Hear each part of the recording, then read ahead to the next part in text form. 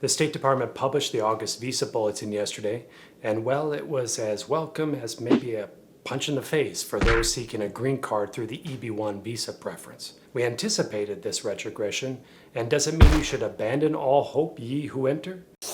Or is it just a matter of recalibrating your immigration strategies? Let's dive in and find out what it means in today's video.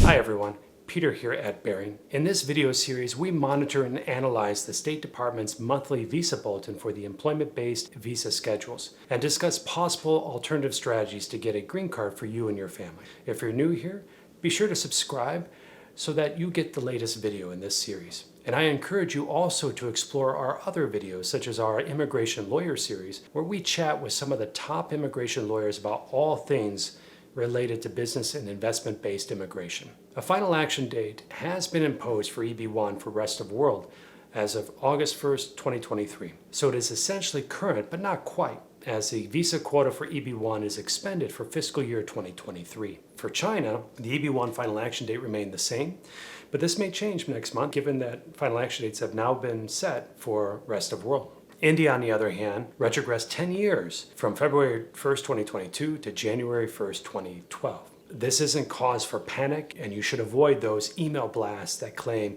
EB-1 is no longer a viable option.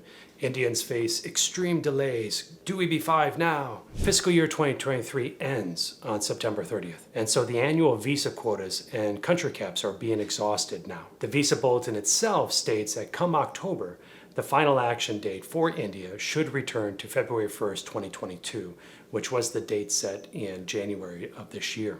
Nevertheless, EB-1 is a more selective option for individuals, and growing demand by the rest of the world could potentially extend waiting times for Indians in the future in this visa preference. We didn't see a lot of progress, admittedly, since January.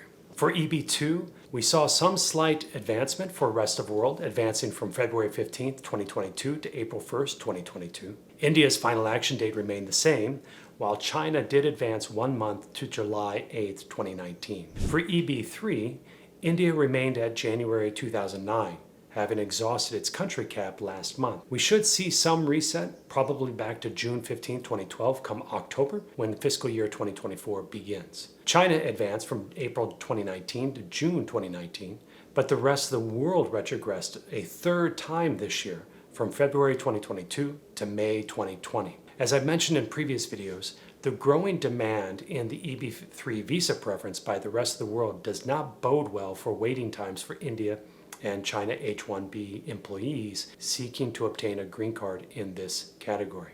In EB-5, investor-based visa preference, there were no changes. For China in the unreserved visa category, the final action date has not moved since May and is set at September 8th, 2015.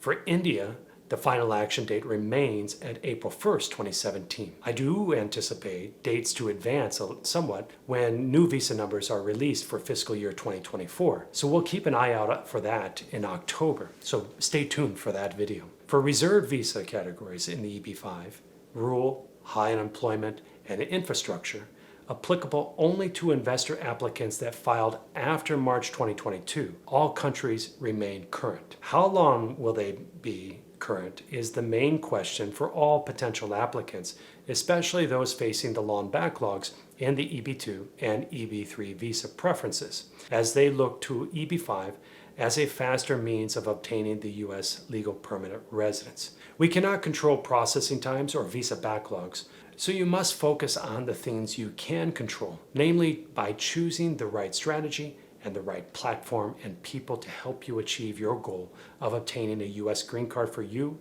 and your family. At Behring, we are dedicated to helping you do just that by means of the EB-5 investment visa program. I encourage you to spend some time on our EB-5 channel and our website at BehringEB5.com to learn more about EB-5 strategies to obtain a green card. If you have any questions, please leave them in the comments below, or better yet, contact our team for a one-on-one consultation to learn more about Behring's EB-5 projects and investment opportunities. As always, I thank you for watching, and I look forward to seeing you in our next video.